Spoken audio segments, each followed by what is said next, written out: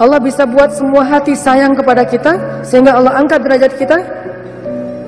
Allah mengangkat derajat seseorang, merendahkan yang lain. Tiba-tiba semuanya jadi simpatik sama kita, respect sama kita. Mudah banget buat Allah.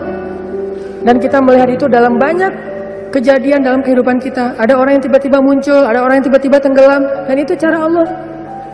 Ada yang orang tiba-tiba Allah buat dia terkenal, tiba-tiba orang dihindarkan dari semua orang, tinggal sendiri. Itu sangat mudah buat Allah. Makanya berbaik sangkalah kepada Allah dalam semua urusan. Sehingga ketika kita berbaik sangka kepada Allah, Allah akan memperlakukan kita seperti apa yang kita persangkakan. Jaga Allah, Allah jaga kita. Itu satu. Hari ini dua aja nih. Gimana maksud jaga Allah sehingga Allah jaga kita? Satu, berbaik sangka. Kedua, arti jaga Allah, Allah jaga kita ada di Al-Baqarah. Fadhkuruni azkurkum. Ingatlah Allah ketika kita senang, nanti Allah ingat kita ketika kita susah. Itu ayatnya. Walaupun terjemahannya nggak sejelas itu. Terjemahannya ingat aku ingat kamu. Tapi tafsirnya, maksudnya ingat aku ketika kamu lagi senang, ketika kamu lagi lapang, ketika kamu merasa nggak butuh, nanti aku akan ingat kamu ketika kamu lagi susah, lagi sempit, lagi butuh. Fadhkuruni azkurkum. Jangan cuma ingat Allah pas kita butuh, sehingga nanti Allah baru akan ingat kita di kebutuhan berikutnya. Karena Allah membalas perbuatan kita, bukan langsung waktu itu. Jadi kalau kita mau ditolong ketika susah, jadilah orang yang selalu mengingat Allah ketika kita senang. Lagi nggak ada masalah nih, tetap ingat Allah. Gimana ingat Allah ketika kita lagi senang? Bersyukur. Ketika dapat nikmat, alhamdulillah, ini nikmat dari Allah. Diingat, Allahnya tuh dimention terus, di-tag terus, sehingga ketika nanti kita kekurangan, Allah akan bilang, itu hambaku lagi kekurangan, aku bantu deh. Karena ketika aku kasih dia nikmat, dia ingat aku. Begitu dia punya masalah, aku akan ingat dia. Apa contohnya? Contohnya, ada seorang laki-laki, ini cerita Nabi nih, hadis, tapi hadisnya dalam bentuk cerita. Ada seorang laki-laki lagi musafir di zaman sebelum zaman Nabi, mungkin di zaman Nabi Isa atau zaman Nabi sebelumnya, tidak disebutkan. Yang jelas umat terdahulu, Bani Israel. Ada seorang laki-laki lagi jalan, di tengah jalan dia ngelihat ada segumpal awan yang bentuknya aneh. Awan ini awan yang sangat gelap, warnanya abu pekat, benar-benar mau hujan deras, tapi ukurannya nggak besar. Ukurannya seukuran satu petak sawah doang gitu. Dia perhatiin, ini awan kok aneh, yang lain cerah, tiba-tiba ada satu awan kayak gitu. Gak lama dia memperhatikan, terdengar suara dari langit berbicara kepada awan, dan dia dengar suara itu. Apa kata-kata dari langit? Ya ghamam, iski mazra'ata fulan bin fulan. Wahai awan, turunkanlah hujanmu ke sawah fulan bin fulan. Fulan bin fulan ini disebutkan namanya. Wahai awan, turunkanlah airmu ke sawahnya fulan bin fulan. Setelah suara ini berbunyi, awan itu pun berarak, dibawa oleh angin. Berarak, laki-laki ini memperhatikan dan ngikutin. Kan tadi, dia penasaran kan, dia kepoin mau kemana nih awan, ikutin tuh awan. Terus setelah sekian lama dia ikutin, awan itu pun berhenti di atas sebuah petak sawah, di antara banyak petak sawah.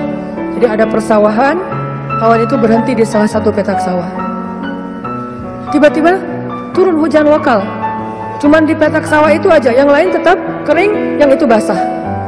Ini di tengah musim kemarau, ada awan yang turun hujannya cuma di satu petak sawah. Diperhatiin, aneh juga nih hujan lokalnya. Sampai akhirnya awannya hilang, hujannya reda. Setelah itu muncul seorang laki-laki dari petani yang datang ke sawah itu berteriak, Allahu Akbar, Allahu Akbar, Alhamdulillah, Alhamdulillah. Kemudian laki-laki musafir ini pun mendekat. Dia tanya, Pak, ini sawah punya siapa? Kata laki-laki itu, punya saya, Alhamdulillah Allah kasih air. Terus laki-laki ini bertanya, Bapak namanya siapa? Dia sebutkan namanya seperti nama yang didengar tadi di langit. Berilah air ke dalam sawah fulan bin fulan. Nama saya fulan bin fulan. Masya Allah, ternyata orang inilah yang dimention dari langit tadi itu kepada awan. Terus musafir ini bertanya, Pak, dia cerita kejadiannya. Tadi saya ngelihat awan, mendengar suara dari langit, lalu awan itu menurunkan hujan hanya di petak sawah Bapak. Apa yang Bapak lakukan sehingga Allah mengistimewakan Bapak? Kenapa Allah memberikan air hanya ke sawah Bapak, sementara yang lain tetap gersang? Apa yang Bapak lakukan? Kata laki-laki ini, kalau saya habis panen, dapat nikmat nih, panen raya. Kalau saya lagi panen, saya selalu membagi harta saya menjadi 3 bagian. 1 bagian saya berikan kepada fakir miskin sebagai bentuk syukur. Ingat Allah berarti. 1 bagian lagi saya berikan kepada keluarga saya sebagai kewajiban, nafkah. Dan 1 bagian lagi saya jadikan sebagai modal untuk membeli benih-benih berikutnya. Diputar lagi tuh uang.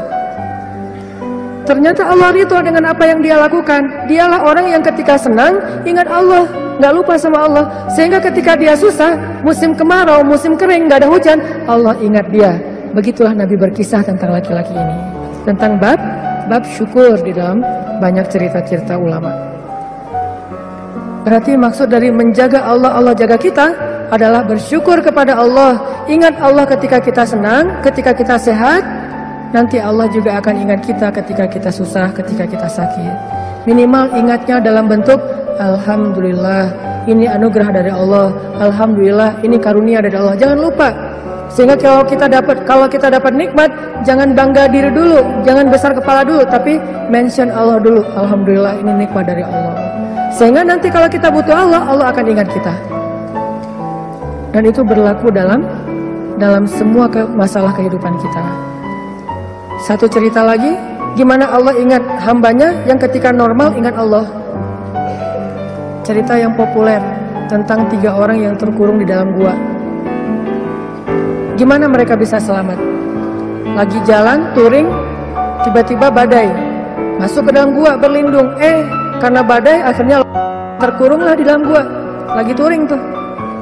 Bahkan mungkin motornya ketinggalan di luar. Karena tadi pas buru-buru ya masuk ke dalam gua, motornya ditaruh di luar, terus mereka longsor. Gimana 3 orang ini bisa selamat dari kurungan gua? Dengan berdoa, ya Allah, dulu saya kayak gini.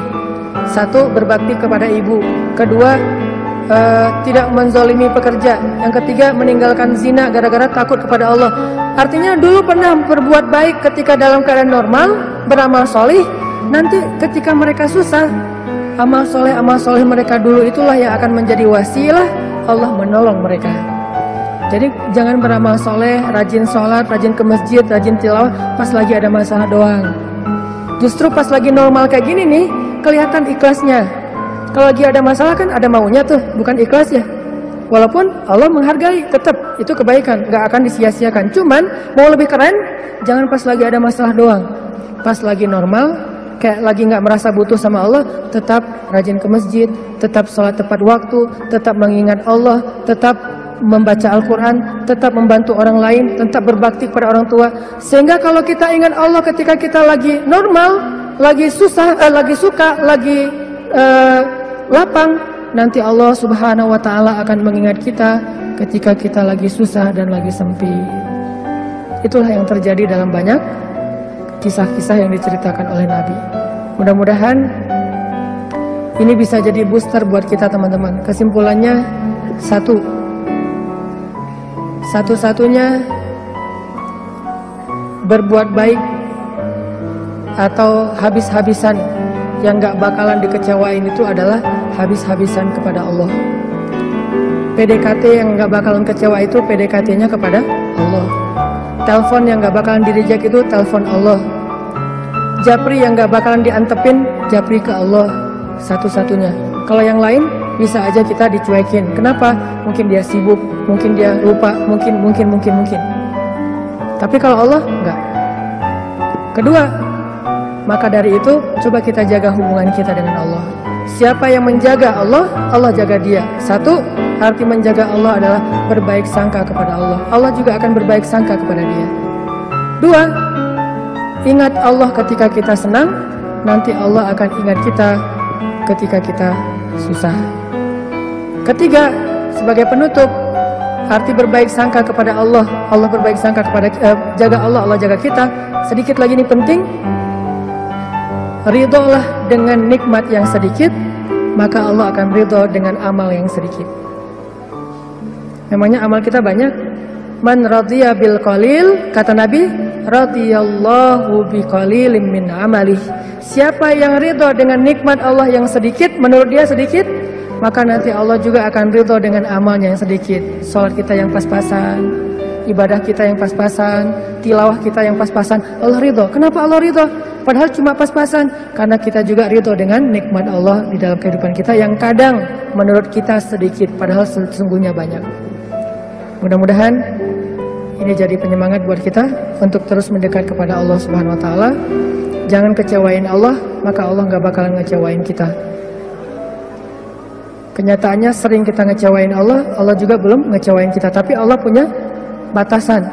Kalau kita terus-terusan kayak gitu, nanti akan datang janji Allah membalas suatu keburukan sesuai dengan perbuatan yang buruk itu. Auzubillahi min dzalik. Barakallahu li wa lakum. Wassalamualaikum warahmatullahi wabarakatuh.